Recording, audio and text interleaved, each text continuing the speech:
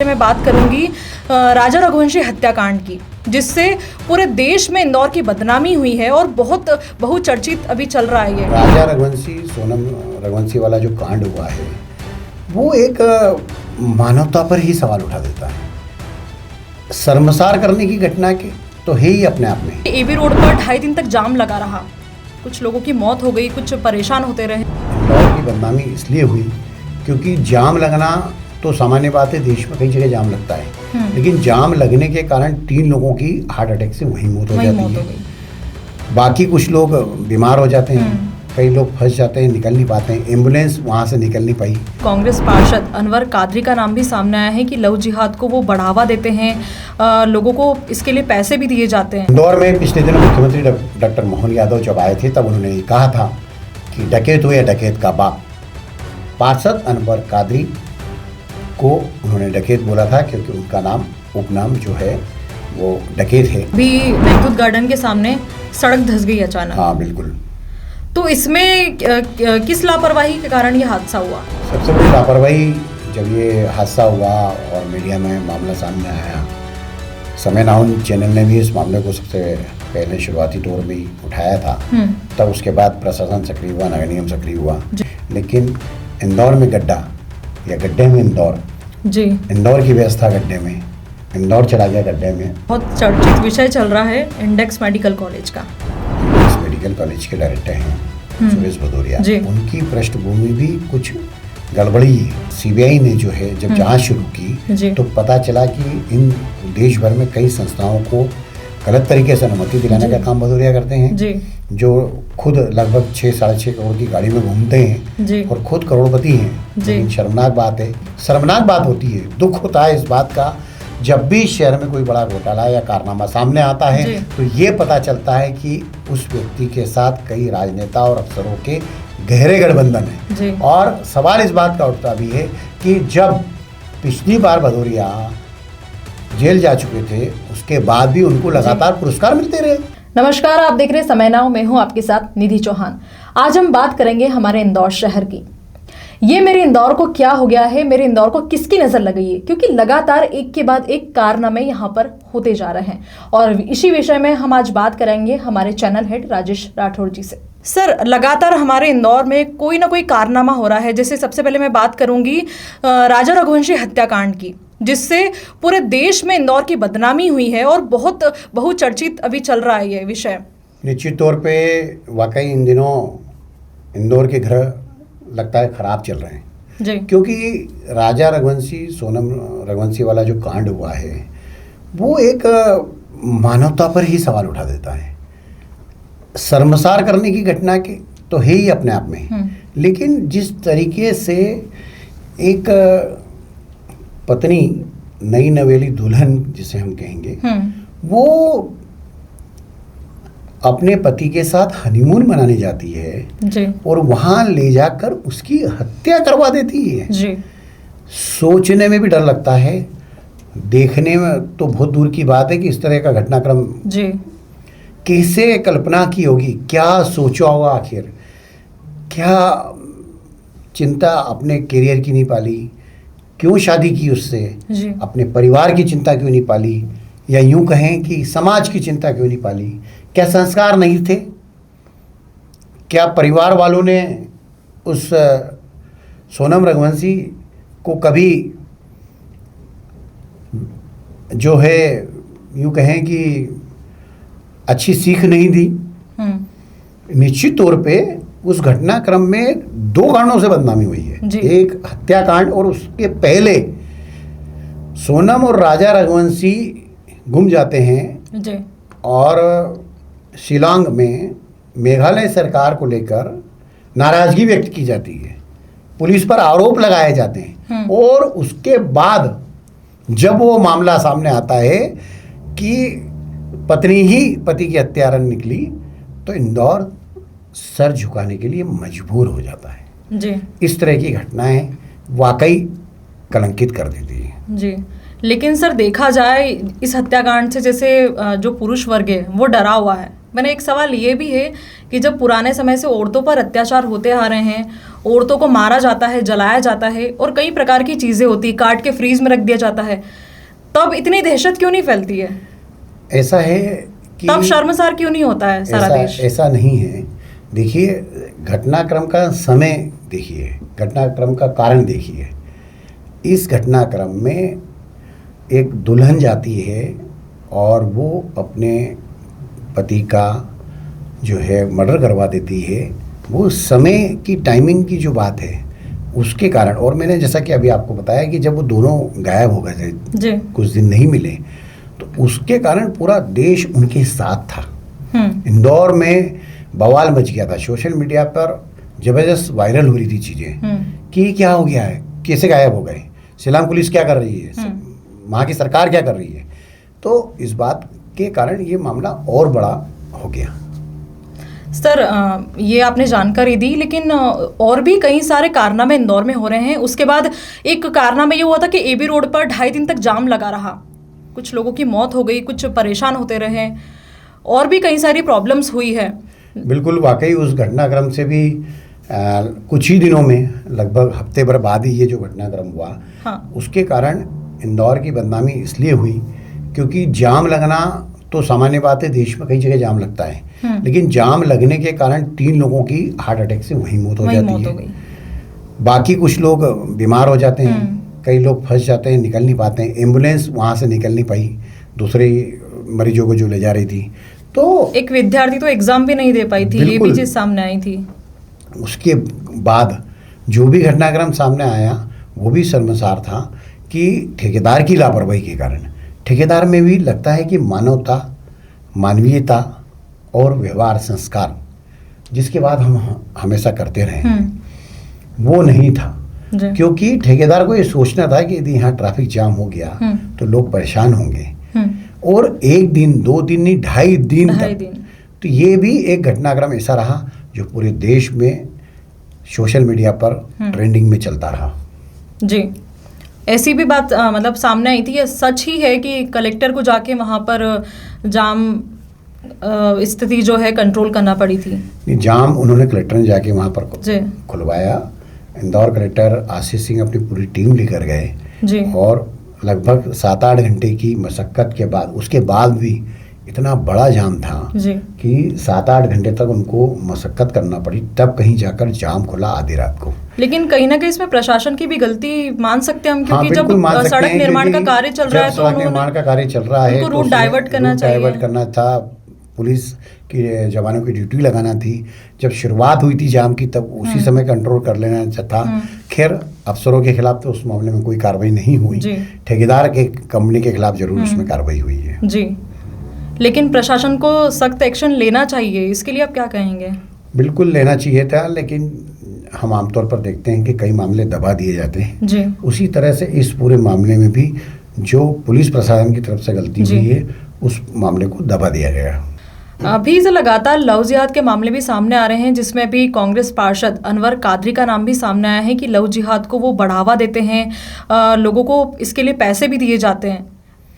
ऐसा है कि पिछले दिनों लव जिहाद की एक घटना हुई थी, उसके जब आरोपी पकड़े गए तो पुलिस को उन आरोपियों ने बताया कि हमें कांग्रेस पार्षद अनवर कादरी ने पैसे दिए थे और उन्होंने कहा था कि आप हिंदू लड़कियों को फंसाओगे तो मैं आपको फंडिंग करता रहूँगा। ये वाकई बहुत ही शर्मनाक घटना थी। इंदौर में वैसे लव जिहाद के बहुत सारे मामले हो रहे हैं, लेकिन कांग्रेस पार्षद कादरी का जो रिकॉर्ड है वो बहुत ही खराब रहा है। मुस्लिम बाहुल्य वार्ड होने के कारण वो चुनाव जीत जाते हैं पार्षद का। इसके पहले उनकी पत्नी भी पार्षद थी और उनकी जो गतिविधियां हैं वो लगातार कहीं न कहीं संदिग्ध रहती थी। तोड़ बट्टे के काम भी करते थे वो और बहुत सारी चीज़ें थी। तो इस मामले में अनवर कादरी अभी फरार है, उनके खिलाफ पुलिस ने केस दर्ज किया है, रासुका की कार्रवाई कर दी गई है और उनकी पार्षदगी को भी खतरा हो गया है क्योंकि संभागायुक्त ने इस मामले में कार्रवाई शुरू कर दी है और सरकार ने भी साफ कहा है कि इस मामले में कादरी को सख्त से सख्त सजा दिलाई जाएगी। इंदौर में पिछले दिनों मुख्यमंत्री डॉक्टर मोहन यादव जब आए थे तब उन्होंने ये कहा था कि डकैत हो या डकैत का बाप। पार्षद अनवर कादरी को उन्होंने डकैत बोला था क्योंकि उनका नाम उपनाम जो है वो डकैत है, और उन्होंने कहा था कि इनके खिलाफ सख्त कार्रवाई होगी। उसके बाद अब जो है उनके सारे मामलों में जांच होने के बाद कोई बड़ी कार्रवाई कभी भी इसमें हो सकती है। इसके बाद सर एक और कारनामा हुआ, अभी मेघदूत गार्डन के सामने सड़क धंस गई अचानक। हाँ बिल्कुल। तो इसमें किस लापरवाही के कारण ये हादसा हुआ?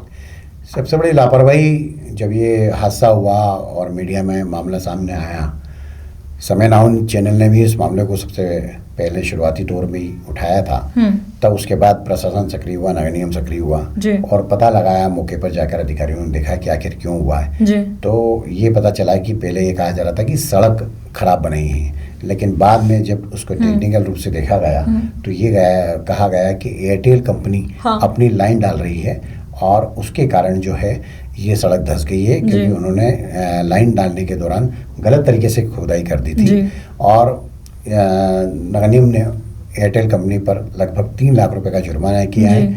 मेयर ने भी इस मामले में सख्त कार्रवाई के आदेश दिए हैं, लेकिन इंदौर में गड्ढा या गड्ढे में इंदौर की व्यवस्था गड्ढे में, इंदौर चला गया गड्ढे में, इस तरह से वीडियो सोशल मीडिया पर वायरल हो रहे हैं। ये भी एक चौथी बड़ी घटना हो गई है जिसके कारण इंदौर की बदनामी हो रही है। जैसा कि मैंने आपको कहा कि वाकई इंदौर के इन दिनों दिन अच्छे नहीं हैं, बुरे दिन चल रहे हैं।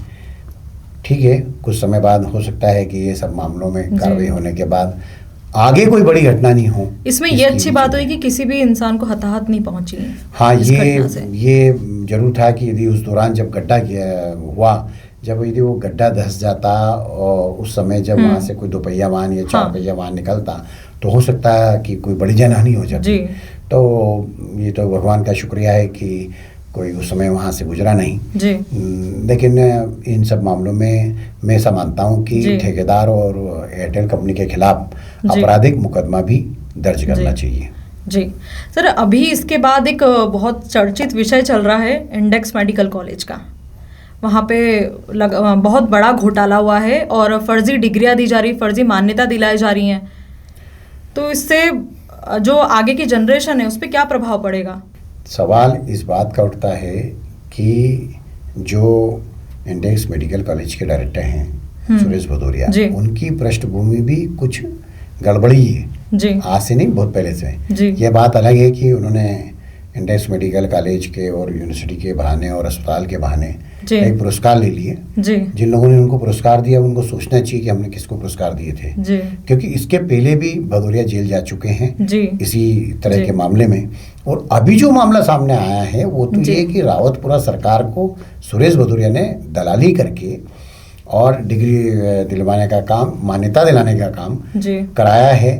तो इस पूरे मामले में सीबीआई ने जो है जब जांच शुरू की तो पता चला कि इन देश भर में कई संस्थाओं को गलत तरीके से अनुमति दिलाने का काम भदौरिया करते हैं, जो खुद लगभग 6-6.5 करोड़ की गाड़ी में घूमते हैं और खुद करोड़पति हैं। लेकिन शर्मनाक बात है, कई लोगों के साथ ये होता है कि वो करोड़ों अरबों रुपए कमा ले तब भी उनके पैसे की भूख नहीं मिटती।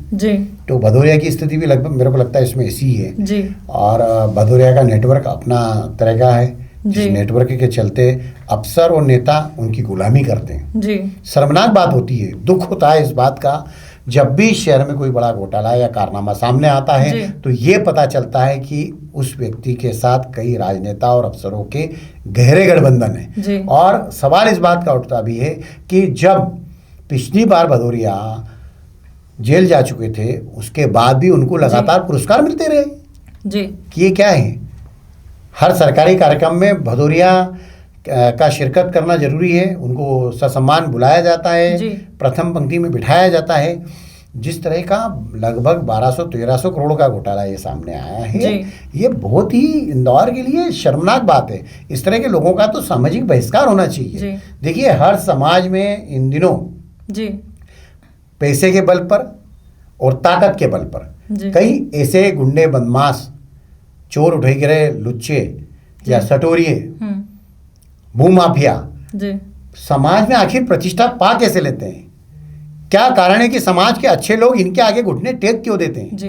ये बहुत बड़ा विषय है जी।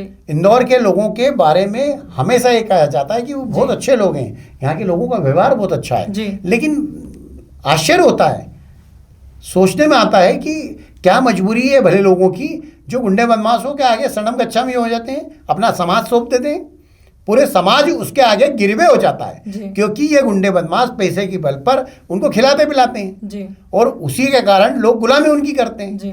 और ये गुलामी करके वो अपनी आने वाली पीढ़ी को जो है क्या देना चाहते हैं, किस तरह का समाज देना चाहते हैं कि क्या किसी समाज का नेतृत्व कोई गुंडे बदमाश करेंगे?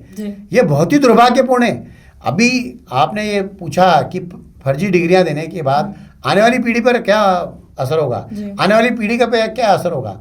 अरे इतना बड़ा असर होगा कि जो फर्जी डॉक्टर बनेंगे वो ऑपरेशन के दौरान जो है पेट में जो है मशीन छोड़ देंगे, चक्कू छोड़ देंगे, कैंची छोड़ देंगे, कुछ भी कर देंगे। कुल मिला के डॉक्टर फर्जी बनाना, जिसको एक मरीज भगवान मानता है जी। उसका परिवार उस डॉक्टर के हाथ जोड़ता है जी। कि हमारे परिजन को बचा लो जी। और वो फर्जी डॉक्टर का निर्माण कर रहे हैं जी। शर्म आना चाहिए। इस तरह के मामलों में तो समाज को सामाजिक तौर पर आंदोलन करना चाहिए, इनका सामाजिक बहिष्कार करना चाहिए, समाज से सार्वजनिक रूप से इनको निकाला कर देना चाहिए।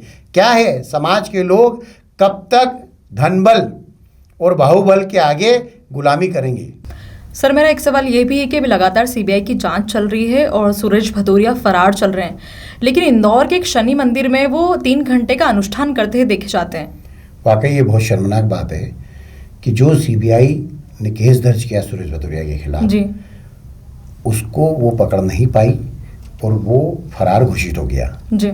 लेकिन इंदौर के एलआईजी चौराहा स्थित शनि मंदिर में बकायदा सुरेश भदौरिया जाते हैं जी। और वो 3 घंटे तक लगातार अनुष्ठान करते हैं, किसी को खबर नहीं लगती जी।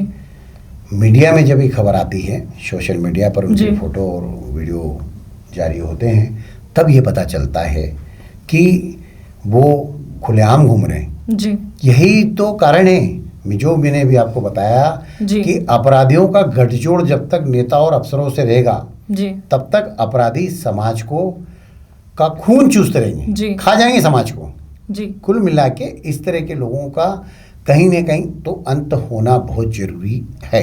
तो आज हमने हमारे चैनल हेड राजेश राठौर जी से इन विषयों पर चर्चा की और जाना कि इंदौर में लगातार ऐसे कारनामे क्यों होते आ रहे हैं, और लगातार हम आपको इंदौर की अपडेट देते रहेंगे। आप देखते रहिए समय नाउ। नमस्कार। प्योर श्योर दूध और घी, माँ के प्यार सा, मिलावट से दूर, भरोसे से भरपूर, प्योर भी श्योर भी।